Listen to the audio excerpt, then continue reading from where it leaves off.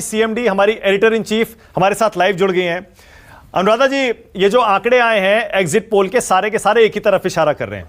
मैं सबसे पहले ये कर रहा हूं, मैं आपसे ये पूछ रहा हूं आपको इन एग्जिट पोल्स की, क्योंकि अब वोटिंग खत्म हो चुकी है, अब हम लोग अपने अपने प्रिडिक्शन भी कर सकते हैं। आपको इन आंकड़ों पर यकीन हो रहा है अनुराधा जी? आपको भी लग रहा है, आपका असेसमेंट भी यही कह रहा है? देखिए मानक, सबसे पहले तो बिहार में जो ये चुनाव हुआ, उस चुनाव को आपको हर फेज के चुनाव के साथ देखना पड़ेगा। वो जो चुनाव हुआ, जब चुनाव शुरू हुआ था और जब अंतिम में आया चुनाव, तो चुनाव ने पूरे माहौल को बदल दिया।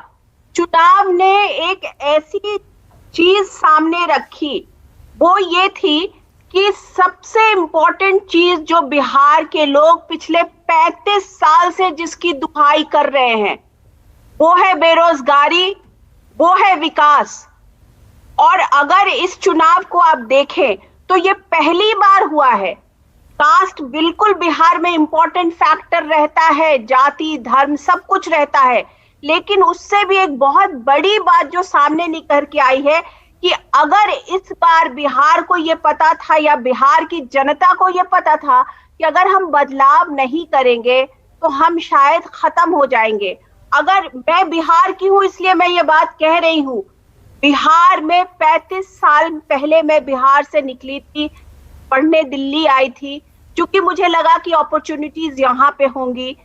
लेकिन जब मैं इस बार बिहार गई थी और मैं बिहार के थोड़े इंटीरियर्स में गई थी, पटना को छोड़ करके बिहार के और किसी भी स्टेट, किसी भी शहर की आप बात कर ले, डेवलपमेंट अगर हुआ है तो रोड के साइड पर दुकानें खुल गई हैं, गाने बजते रहेंगे ये, लेकिन जो एक आम जो विकास की एक धारा जो चलनी चाहिए वो नहीं हुई है। तो मुझे लगता है शायद लोगों ने इस बार अपना मत जो है वो क्लियर कट देना चाह रहे हैं कि अगर विकास नहीं, अगर हमारे लिए काम नहीं, अगर हमारे लिए पढ़ाई नहीं, अगर हमारे लिए अच्छे इंस्टीट्यूशंस नहीं, तो हम बिहार को कैसे बिहारी कहलाएंगे। Okay all right.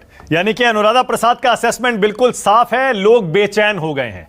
लोग 15 साल पहले आरजेडी के, 15 साल जेडीयू बीजेपी के, बीच में 1.5-2 साल जेडीयू और आरजेडी के, इससे तंग आ चुके हैं। लोग अब डेस्परेट हो गए हैं, उन्हें हर हालत